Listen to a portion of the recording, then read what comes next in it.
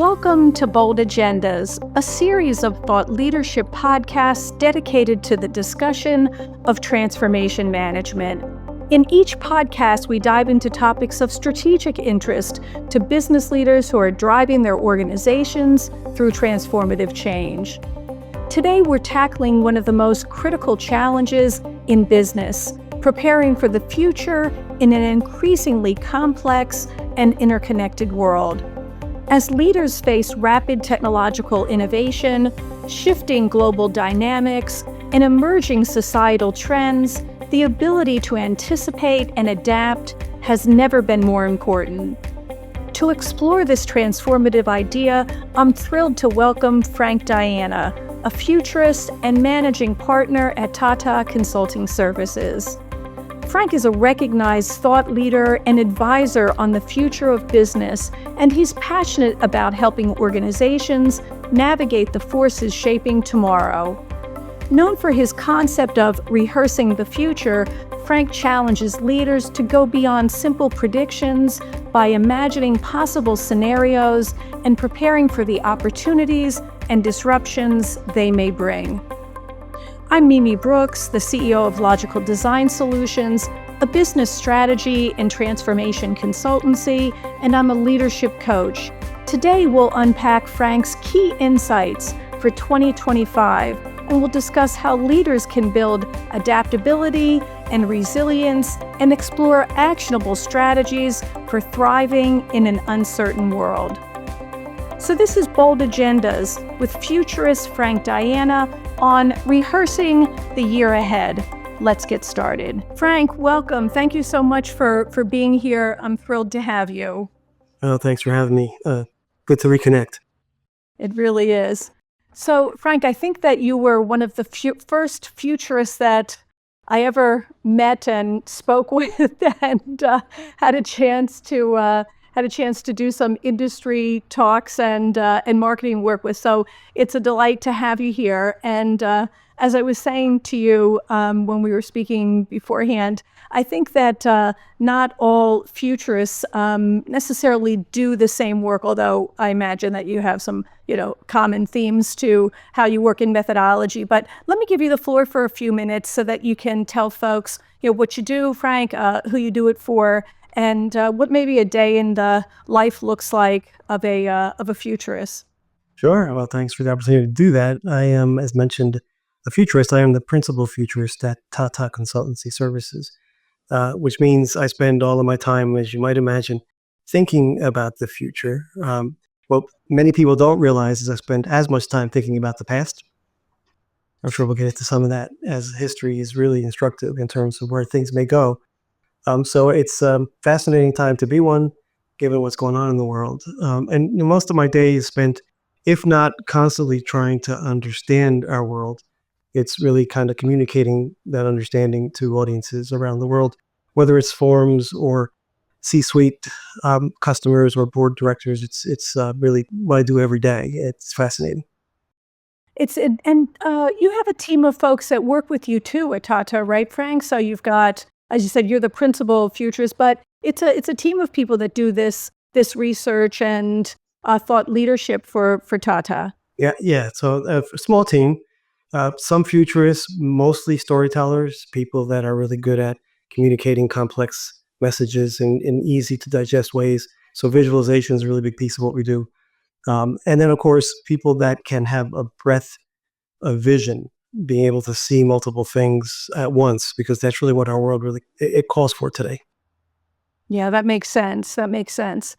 So, Frank, when I asked you to come on to the show, there's a million things that we could have talked to you about, but as you know, we're shooting this at the very end of 2024, and I asked you to come on to kick off a series that I'm doing on, how we think about what's likely ahead of business leaders in 2025. So the year ahead, given some of the lessons learned and change that we experienced in the last year, how might we think about some of the big issues and opportunities that could sit ahead of us in 2025? And perhaps, as you and I were saying, even beyond that, as we think about the second half of this decade, the beginning of the end here in terms of the 2020s and what could be unfolding, over the next 4 or 5 years or so.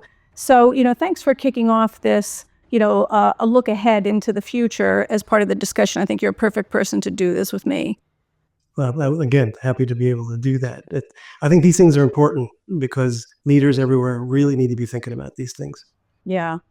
Part of my inspiration for this, Frank, was an article that you wrote that ran just a few weeks ago that was advocating for rehearsing the future, the year ahead in 2025, rehearsing, versus predicting the future. And there was a lot of good ideas in that article, maybe a bit of a framework of how to think about, rehearsing potential scenarios, for next year. So can we start with just the concept, Frank, of, why you describe this rehearsing idea as the better, way to envision the future as opposed to, thinking about predicting the future?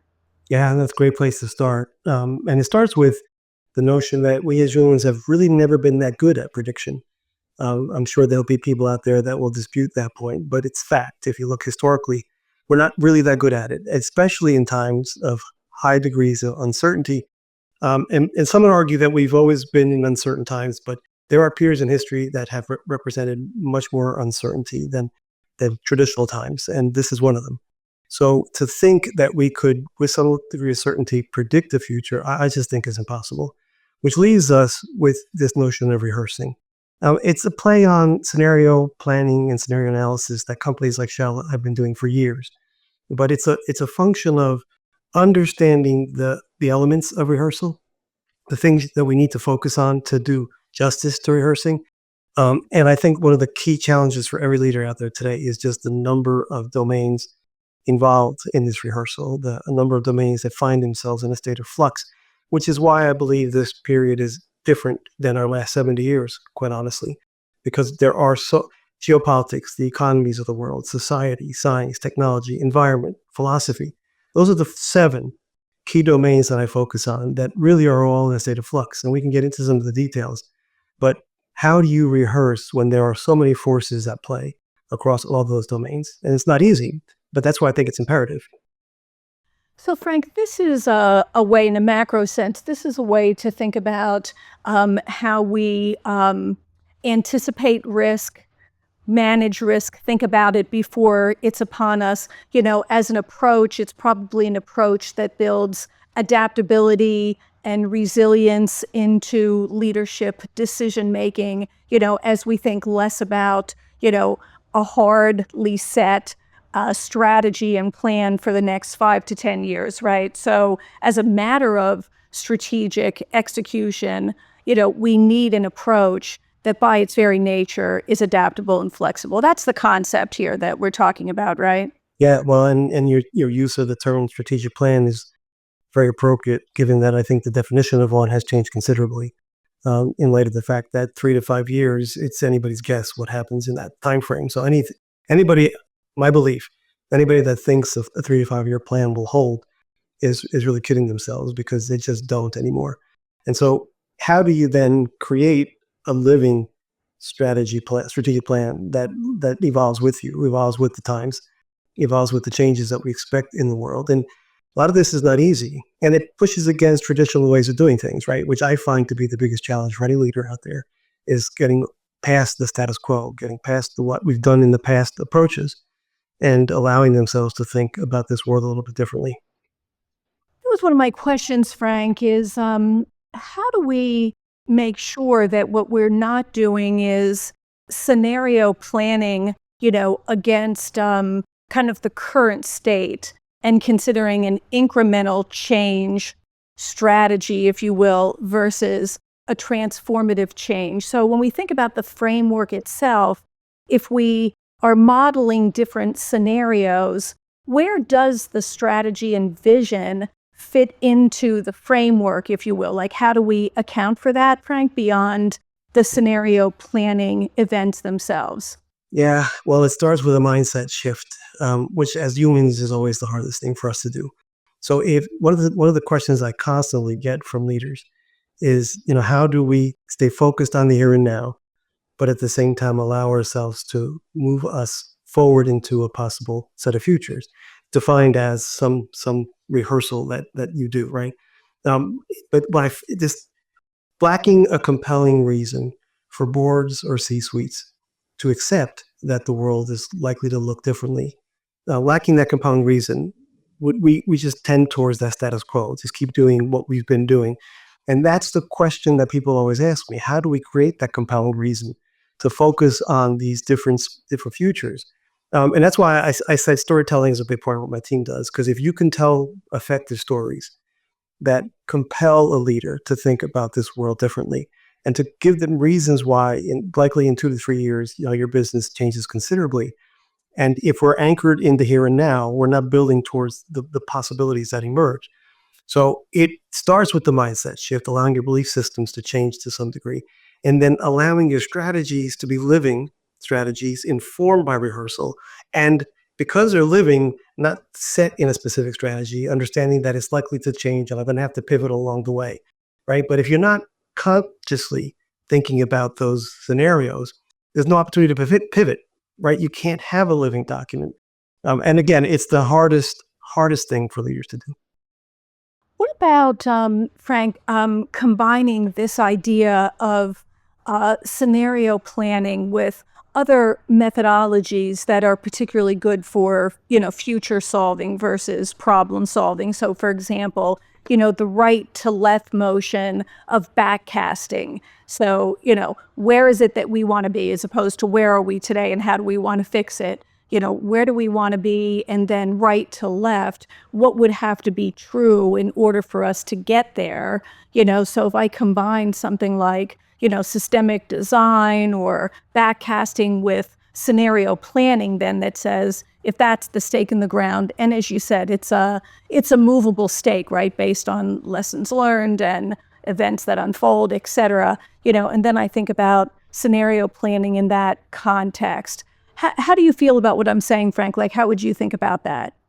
So if I were to look at this front to back, left to right, however we want to think about this, the foresight piece of the story, which is what you just articulated, right, starts with foresight. So that you've got a vision in terms of what the possibilities look like. From those possibilities, scenarios emerge. And I'll walk through the rest of the cycle, but let's stop there for a second and use an example.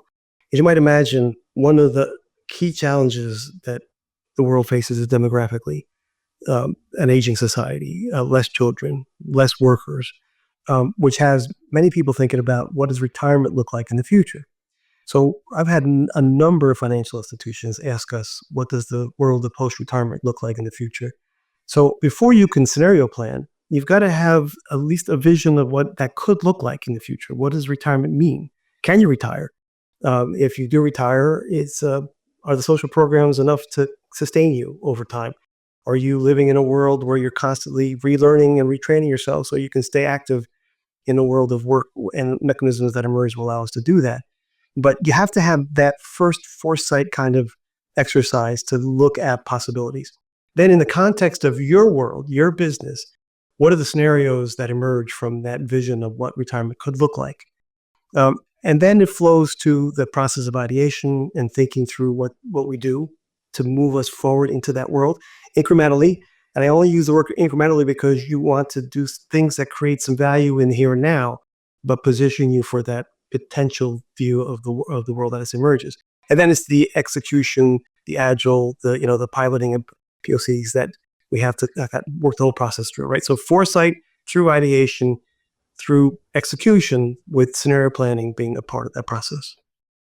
So, Frank, I want to go into the elements, the themes that you've identified for 25. But before I do that, just a quick question. In the perspective that you are describing, is there really no kind of logical distinguishing done between short-term planning and long-term planning? In other words, as both a futurist and using the process that you describe, do we see those two ideas, together, more than we see them apart, such that time itself, what short-term versus what long-term, is less of a big distinguishing factor in planning? Well, I hope we get to that place because, again, back to what I said earlier, these time horizons that we've been very used to are collapsing. So if we're thinking that we're innovating around something that is here and now, that's fine, and most companies do that. But if we're thinking, well, this is 5 years out, so I'm not going to concern myself with this right now, and it's an overriding way people think. It's too far out for me to worry about. So if you pull time horizons forward, if you get people to appreciate that what this scenario represents could be happening next year or the year after, that compelling reason for action starts to emerge. In the absence of it, we are human, so we just think it's too far out for me. Somebody else will worry about it. So that collapsing of timeframes, as you just described, is critical. And innovation, all my time I spend with leaders as they try to ideate and innovate, you find that, and we have a process that does this. What horizon is this idea going to support? And the bulk of the ideas are in Horizon 1, which is here and now. Right. I just did an exercise. It was fascinating with a leadership team where they had to think about their future in 5 years and what might be different. And it was dominated by just AI making something they do easier, right? There was no perspective on what that world might look like that looks very different than your current business model. Yeah. Right? And so you can see, and then of course an exercise where we then overlay on top of that, but what if these things happen? And then perspectives start to change, right? But if you leave people to their own devices, and this is not a criticism, it's who we are as humans. We have an experience base. We've done what we've done for a long time in most cases, in most organizations. And it's just very hard to look up and start thinking a little differently about your world unless forced, right? Unless you get an exercise. And then those exercises sort of end when the day's over. And it doesn't kind of end up being part of your strategy, part of the planning process. So you kind of lose the momentum that you started, which is unfortunate as you look at these workshops.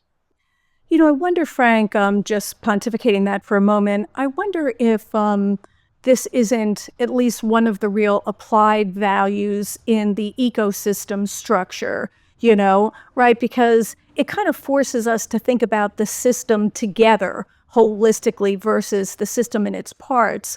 Because I think that when you put parts and short-term planning together or near-term planning, you really get these incremental improvements in pieces of the system and this lack of recognition that the system really does evolve and move together as a whole. And if you're not really factoring that right, you're going to miss these important relationship ideas. Yeah. Your thoughts? Well, I mean, as you know, I've been a proponent of ecosystems for several years now, and the notion that the possibility space is so large that no one company, no one industry is going to solve the grand challenges of society. It's going to take an ecosystem, a community of stakeholders that come together to help solve these problems, which means the way value is created and captured changes. But talk about bumping up against traditional ways of thinking, right? If you have a competitive mindset, if you just think about partners through a certain lens, then stakeholders, which are part of the process of creating and capturing value in win-win kind of relationships, is very different than how we're traditionally used to thinking about that. So it has not evolved, this ecosystem model, as quickly as I thought it would because of these underlying obstacles, if you will. But to your point, when used correctly, it's a learning platform. Now your diversity of thought, the ability to get the learnings from such a diverse audience expands. And as our learning expands, our capacity to think about the future, our capacity to create a future expands with it. But again, it comes up against humans and how they're accustomed to thinking about it. So just one example. I had a conversation way back when around an energy ecosystem that involved the car, the home, obviously energy. So an expanding ecosystem that kind of fed each other in the context of energy. And the player that was looking to create this ecosystem and the platform that supports the ecosystem was thinking about owning it, value chain kind of thinking versus bringing the players, insurance was going to be part of that ecosystem, bringing the players in that will create this ecosystem, right? And with me was the CEO of an insurance company.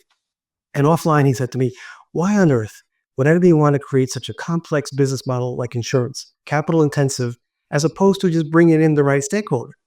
And this was several years ago. At the time I said, play the long game. The model can't survive. So eventually there's no choice but to embrace this phenomena of ecosystem. But again, it's taken longer than I thought. Yeah, you know what's funny about it too, Frank, is that you need a structure, and then I'm going to get into the framework itself, but you need a structure like an ecosystem to explain the network effect of exponential value creation, right? I mean, the value creation that's exponential doesn't come by taking the same model and just trying to juice it a little faster.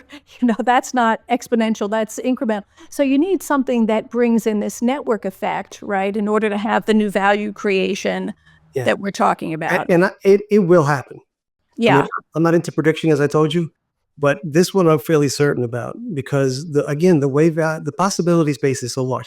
Consider synthetic biology and quantum computing and AI and humanoid robots, and I can go on and on and on. Right? As those things continue their path, the opportunities they represent are massive. The problems we can solve. I show a lot of videos of a bionic arm that now the brain is moving, right? You can see where we can take these things. But again, one player can't do it. So it naturally evolves to these places. I just can't predict on what timeline. Yeah, that makes sense. So, Frank, let's talk about the framework itself. These kind of 7 themes that you think are going to be relevant ideas as we think about rehearsing the future going into next year and some of these opportunity and risk scenarios that could be material to us depending on how the world plays out. Yep. So when I did a lot of research on history, as I mentioned, I just find it to be one of the best signals I can find in terms of times that look like these in the past and what happened, and then learning from that and hopefully avoiding the same mistakes we made back then. So, for example, in a lot of my work, 2 periods in history look very similar to ours. One is the 1800s, the early 1800s, when, remember the Luddite movement and automation being a big piece of what was happening back then. People don't remember or know that there were 40 years of human misery that followed that automation, 1800 to 1840, because society didn't move fast enough to deal with the downside of the technology movement. That was one period. The second, which is problematic, is the 1920s. We look exactly like the 1920s. So when I show an audience the characteristics of that era and ask them to find something that doesn't exist again today, nobody can do that because we look exactly like the 1920s. So if you consider those things, then there are lessons there to be learned. And unfortunately, humans don't do this very well. But so starting this conversation around what did history tell me, these periods had something in common. And I use the term convergence to represent that. They had so many domains in a state of flux, and the forces were converging in ways that you couldn't predict. But in hindsight, you can see how the world was formed, at least our current world.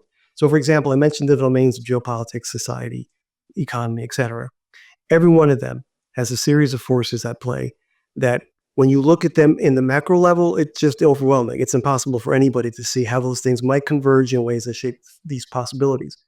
So if we talked 4 years ago about a possible World War III, I'm sure most people would think we were crazy, right?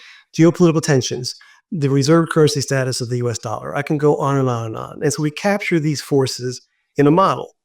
And using the model, exercises with leaders that actually pull some of these forces together, show how they might combine, and in so doing, represent a possibility, right? So if these things combine, aging society, the geopolitical tensions of the de-dollarization movement, you just pick a bunch of these things and tell the story. And this has been very effective because it's, again, hard to grasp all this stuff, right? So the approach, the frame, is one of convergence, identifying forces that span these domains, and then doing justice to the stories that you can tell in terms of how they might come together to shape the world. We have found it very effective, but it's not easy. So let me pause there for your thoughts and I can expand upon that. Well, that makes sense to me, Frank. So I feel like what you're kind of bundling together are some of these elements that you talk about, like, shifting systems and global dynamics. I feel like that's one. Convergence as a driving force. I think that's another. Societal transformation, what's happening there and how that affects us. So all those, make good sense to me that we would be thinking about, the energy space, the economic space, the geopolitical space, the issues with society, certainly environment, all, kind of acting on each other under different sets of circumstances, right, Frank, and creating headwinds, tailwinds to whatever the business, view of the future might be, or what they're hoping to shape, right? So whatever that is. How about, Frank, these two concepts that are a little bit different than that, that are the issue around dealing with these dual edges that I just want you to take a moment and talk about, and then I'm going to have you go from there to this expanded possibility set. So dual edges first, like how do you see that as a theme? So again, historical precedents here. Whenever we've been in periods where I use the word innovation, but I've increasingly been using the word invention, and I do it for a reason. Periods where we're actually creating new innovation leverages invention, right? And so in history, we've been through several periods where invention was the dominant form as opposed to innovation. And I think we're in one of those periods. So if you think about history, whenever we're in periods like this, there's always two paths. One is the constructive benefit society path, one diminishes it. And so you have to understand both sides of that story. You have the optimists that overthink the constructive side and downplay the destructive side. You have the pessimists that are all focused on the destructive side, don't want to move too fast on the constructive side, and both of those are flawed. So the challenge for society is, how do we manage this dual path in ways that allows us to realize the benefit, mitigates the risk of the unintended consequences? Not easy to do. And in the past, I'll go back to history again, the time in our most recent history where we did this very well, post-World War II, when it was clear to society that this can't happen again. These kind of world wars that we just experienced can't happen again. And the institutions of our day were formed back then. And they've been very effective. They're flawed, but they've been very effective because we've never been back to the world that existed in the 1940s since. So we know we have the capacity as humans to manage this dual path. The nuclear Cold War issue is another good example of how we didn't allow that to take the mutually destructive path. So that dual path requires a societal focus. It's global in nature because every issue that we can talk about is global, whether it's climate change or AI's path, etc. So global focus on these dual paths is required. And if I'm a pessimist in any way, it's the lack of willingness to do this globally, right? Fragmentation in policy, fragmentation in regulation, fragmentation in the institutions we build will not solve these problems. So, Frank, can we stay there for just one sec? Because I think that these dual edges can weigh heavily on business leaders' minds in terms of, how to think about best next steps. And I'm going to call them, best next steps that are balancing good for the business with good for people, good profit, whatever analogy, you might want to use there. And there's a lot that could come into view even in 25, right, as we think about AI maturing quickly and concerns that, people have, other futurists have, in terms of whether we start staring down AGI and we, go or we don't go. Is that a real threat, or is it overblown at this point, et cetera? So these dual edges, seem to be issues, ethical issues and business growth issues that will weigh pretty heavily on, business leaders' minds, I think, in the next few years. And they'll probably need to lead here, the stakeholder that's going to have to lead around some of these issues. How do you see that playing out, Frank? Like, what do you hear from business leaders here? How are they thinking through this? How are you advising them? Well, I mean, all that underscores this need for rehearsal, right? Because we can't possibly understand the dual edges unless we understand where these things may take us. And so this is a struggle because historically the focus in both places, the today, the here and now, the quarterly result, the shareholder view of the world is a dominant view, whether we like it or not, right? And so we relied upon to focus there, and obviously that's not going to change. The last several years have had somewhat of a purpose kind of orientation to some of the dialogue. The ESG discussion, which we can spend hours on, were glimmers of hope in terms of focusing in both places, right? Yes, profit's important. Yes, returning to our shareholders is important, but so is realizing some of the gains that this world now represents. So it's a struggle at every level. This guardrail conversation around AI. How do we do it in a way that allows us to gain the value from AI, but also mitigate the risk? And those are ongoing discussions. I don't know that I've come across a great, solution to this problem just yet, because I think it's still work in progress as far as people trying to make some sense out of all this. The use case focus that I see today around AI doesn't help, because we can get into a lot of long conversation here, but the use case focus historically, when you have a new technology like this, is efficiency oriented, profit, productivity oriented, as it should be. Um, and then you don't see enough ROI at the onset. So in some places you squash it, so that the dual side of this coin, the positive side doesn't move, because you don't see a traditional metric like ROI being realized, right? So I don't know that I have a good answer to the ethics part of this, because whose ethics? Yeah. Whose What's the morals? definition of a Yeah, good future, right? What yeah, what what is that definition even? Yeah. Yeah. exactly. Did you find that, Frank? I know that you just came back from meeting with 200 clients in Sydney. Did you find that was a top of mind discussion with those folks, Frank, or would you say there were other things that came out, much louder than that, if you will? Well, it was definitely dominated, as most discussions are these days, by AI, in that conversation. But I have to say, in places like Australia, where energy is a very big piece of their portfolio, if you will, a lot of energy conversation, very focused on sustainability and climate change. And it varies across the world based on where you are, the degree at which people focus on sustainability and climate change and energy. But that was a big topic of conversation in Sydney as well.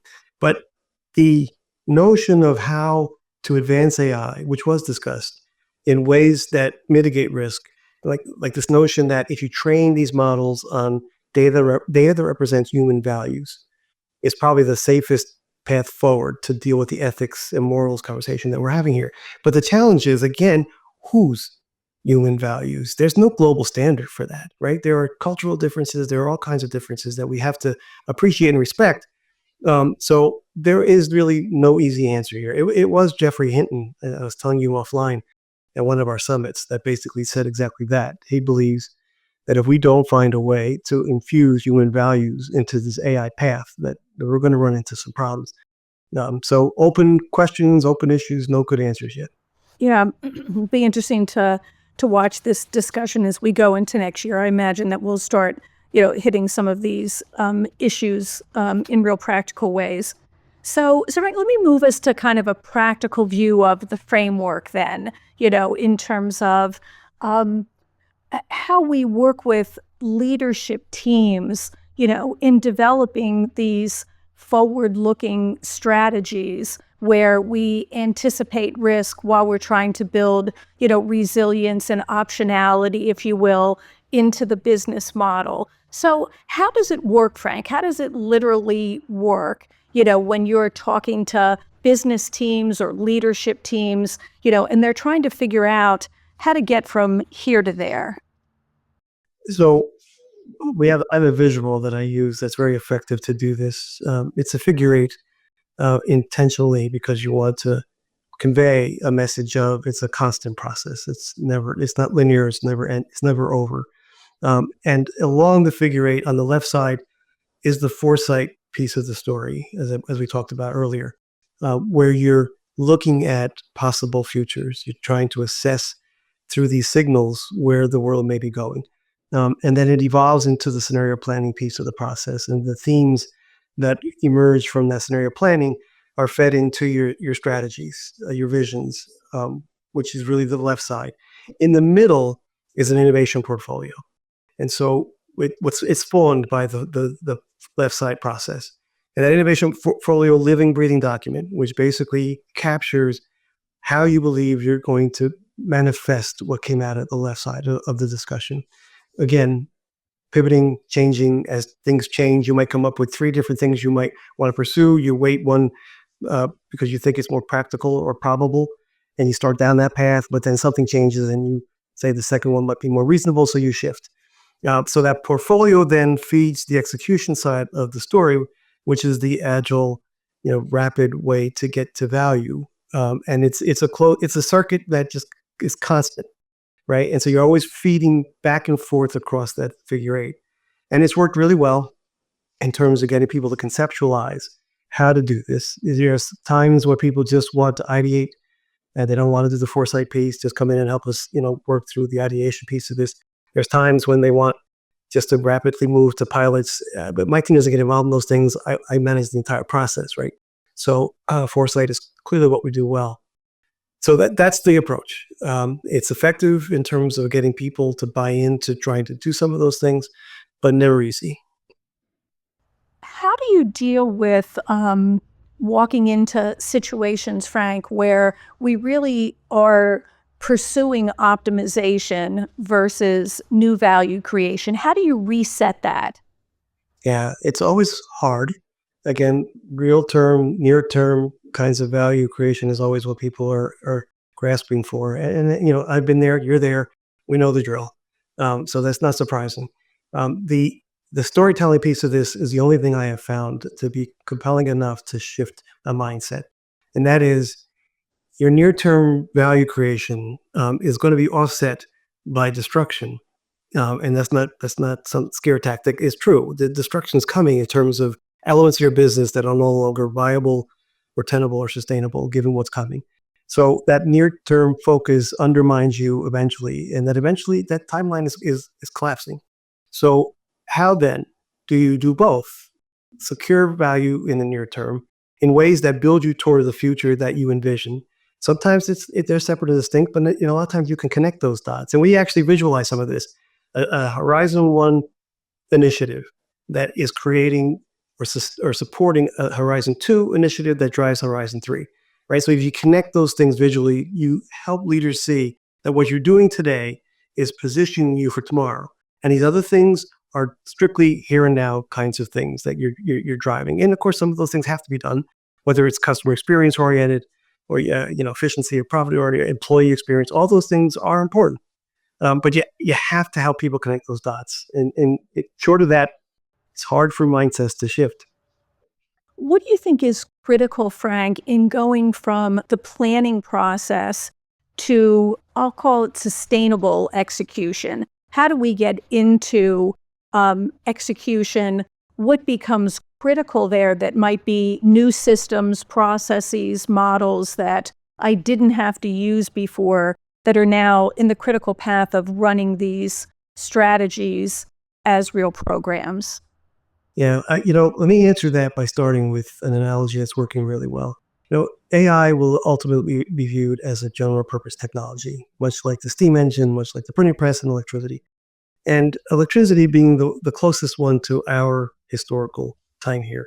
That story resonates with people. When you show them how it evolved from replacing the steam engine, all else remained the same, to motors being embedded in machines, and now they could be organized in a better workflow, separated from the central shaft, to ultimately completely changing the system, the factory system completely changed. That took 40 years. And part of the reasons it took 40 years is that, one, you needed structures like wires and generation plants and physical things that had to be built before you can fully realize the benefit of electricity. But two more important factors, which play really well into what we're experiencing now. One, it took a new generation of leaders to realize electricity for what it was capable of, not viewing it in the context of what we already do and already know. And then two, it required a complete rethink of process, because the process as it was really didn't fit very well with what electricity was capable of doing. So two very big things that in a lessons learned capacity, we should be learning from. Digital structures are not as necessary as the physical structure, or not as much of them. We need data. We need a number of things, IoT, a number of things that are physical, but it's not as complex as the physical world was. But the process innovation, leaders that start thinking about the capability of these emerging technologies, rather than stuck in how we do things, that's critical. And I still see a lot of that mentality out there. So to your point, process could be an enabler, but right now it's an inhibitor. what about other, Frank, organizational systems and structures or norms that can either be inhibitors or anti-patterns to the business models that we're trying to run, or others that perhaps you see as promising accelerators? Well, most of them today are more inhibitor than an accelerator because we're Yeah. still kind of stuck in a hierarchy, command and control kind of business, organizational operating model, if you will. Um, and again, really hard for people to decentralize, to allow decision making to happen at the point of engagement. I like to think about, and much like ecosystems, but thinking about this for years, a sense and respond paradigm, which in a sense says in a world that moves this fast, in a world that's this uncertain, so much change, you have to sense signals in real time, as close to real time as possible. And then you have to actuate, you have to respond in the right ways. And so if we think about the future, simulation, digital twins, approaches that allow us to sense and understand that when these signals emerge, here's how we're going to respond. That's so critical to operating in a world that looks like ours, and that's so anti command and control hierarchy, right? And there's a business, I'm not sure if you're familiar with them in China, called Haier, Haier. No, I'm not familiar. So they have embraced this model. They have 4,000 plus entities that are their own P&Ls, that they're pursuing an ecosystem opportunity on their own, get funding from the core mothership if necessary, go out and get VC funding if they think is necessary, and then they use capacity from Haier where necessary. They contract for it. And so they've already proven that this sort of model is the future. But it is kind of opposite of what most leaders out there are accustomed to. So our current models are in our way.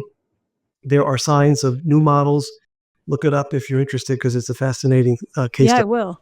Um, Frank, what do you see with our frontline workers, with workers in terms of readiness, and if there are, headwinds there or barriers to change there that seem to be repeating yeah. from your experience?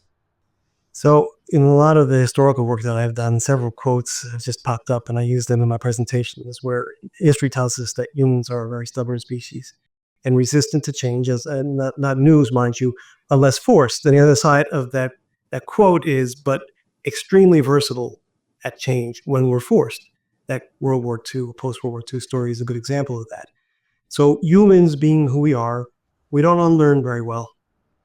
And which is critical in our times. We have to unlearn because we have to forget what we know, which doesn't apply to where we're going, right? And so at the human level, at the employee level, there's a lot of that resistance to change that still exists today. And if you think about a lot of businesses, especially the ones I talk to, the average age is in the mid 40s in these businesses, right? So you've got people that have been in place for a very long time. I've had leaders say, come and speak to us because the employee base is stuck, and we just need new perspectives for folks to start thinking about. And so I do believe that employees and human nature is what it is, and there's going to be a challenge to getting folks to really think about some of this differently. Other side of that coin is diversity in thought, whether it's cultural diversity, whether it's younger generations coming into a business with different ways of doing things. And then their challenge is, if they think differently, they come up against that status quo, and then they get frustrated because they basically are questioning, why are we doing it this way? And then they get pushed back because we've always done it this way, right? So I think there's two sides, there's two forces at play in terms of the employee base. There's emerging thoughts conflicting with entrenched positions, and how that plays out, I think, is going to be very instructive. Frank, I also see sometimes, I'm wondering if you do as well, that we haven't always done a good job in explaining to our workers, particularly those that can be physically far away from corporate or the epicenter, of the kind of power base of the business. So our frontline workers, people in the field, et cetera, challenging work environments in terms of engaging them, where the idea of the new value creation that we need from workers isn't clear to them relative to how they fit into our business models going forward? How can I be really successful there and find this win-win of my interest, my purpose, to the interest and purpose of the organization?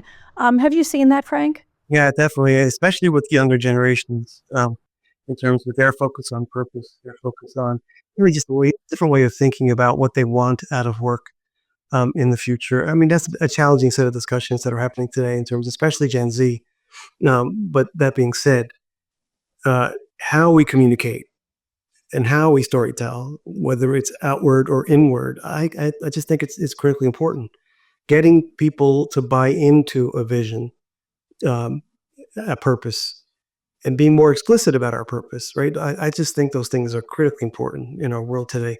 And it doesn't help that the environment we find ourselves in is so polarized that you actually get pushback against what was positive progress towards more of a purpose orientation, if you will, et cetera. So you've got conflicting, I don't know, conflicting messaging happening. That doesn't help us here. Yeah, yeah. It's kind of funny to me, Frankie. I spend a lot of my time here in terms of organizational systems and structures. As we think about our post-industrial age business models, and the transformation that we need to go through with those, there's probably nothing more industrial age than our organizational systems and structures, our hierarchies, our definition of leaders. The difficulty in assembling and leading fluid cross-functional teams, et cetera. It just seems to me that one of the things we're going to have to take on over the next few years is the redesign of our organizational systems and structures so they work for us a lot better than, being the anti-pattern, to progress. Your thoughts? Again, I think there's examples of businesses that are doing this very well. And only a few though, but I think they're ahead of their time, and it represents a model for the future. I firmly believe that. But structures and new approaches only go so far. It's the human mind that is going to be the obstacle if we can't get people to think differently. And of course, history tells us this as well, right? It always takes something, some catalyst, to force humans to change their behaviors. And we're not getting into a lot of depth here, unfortunately. History tells us that it's usually some form of catastrophe that drives that change in philosophy. And I do believe that philosophical change is on the horizon. There's so many forces at work that will force us into that.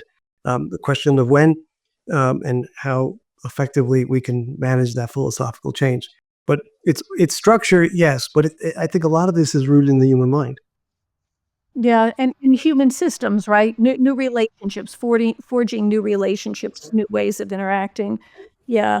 And I know, Frank, before I move on, just in case you wanted to say something about this concept of developing learning as a capability, learning, unlearning, relearning. I think that's a epicenter kind of message of yours as well, perhaps. Yeah.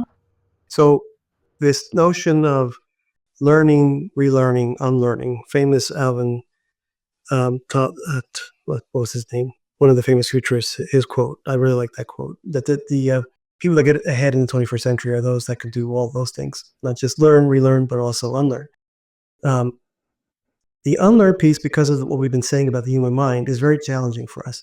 I show a really impactful video of somebody that has tried to get people to ride a bicycle on stage 10 feet for $200. And to this day, nobody's been able to do it.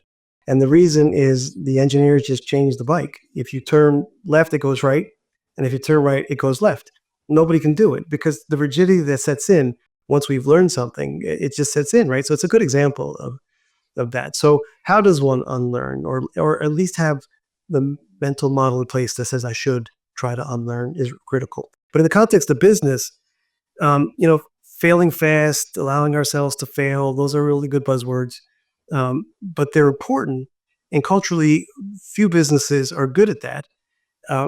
But if you don't allow yourself to fail, learn from the failures, and then actually take those learnings and infuse them into the business. I had a meeting a couple weeks ago in Virginia, and the conversation was about, we think we do learning okay, we just don't use it, right? So it's okay to learn, but if you don't allow yourself to take those learnings and impact aspects of your business, then it's all for naught. So anyway, return on learning, I think, is a metric that should get much more attention and eventually maybe be more important than ROI, especially in a world that looks like this. So, Frank, as I go to wrap this up, I'm going to bring us back to where we started in terms of the new year ahead, and just want to give you some time to pontificate a bit of, what's top of mind to you as you think about, crossing into our new year. Maybe the things that you're optimistic about, things you're worried about, or what you're hopeful and kind of seeing next year. How are you thinking about it? Well, from a hopeful perspective, I really do see that this possibility space, and by definition, possibility means opportunity and challenge, right? It's both. So the possibility space is as broad as I think the world's ever seen it. Maybe a provocative statement, but I really do see that because of so many things that are converging on the sciences, technology, and across the globe. So what makes me very positive is the capacity for humans to solve some of the challenges that have been with us since we've been on this planet, is as high as it's ever been.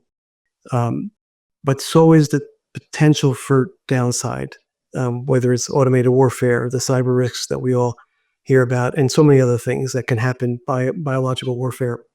All those things exist in the context of this possibility space. So how much we move forward in 2025, and I do think we're going to move forward fairly rapidly, in ways that enable both sides of those dual edges, is the focal point, right? Because that nothing else really matters if some of these things play out. And on the pessimist side, it goes back to that global will to address what are a lot of global challenges. Without that global will, it's going to be hard to put the guardrails around a number of these things. And so those are the things that I focus on both sides of this discussion, right? Positive, negative, and how the world evolves in about a year or two. I really do think that by 2026, if we were to have this conversation again, we're to look a lot different.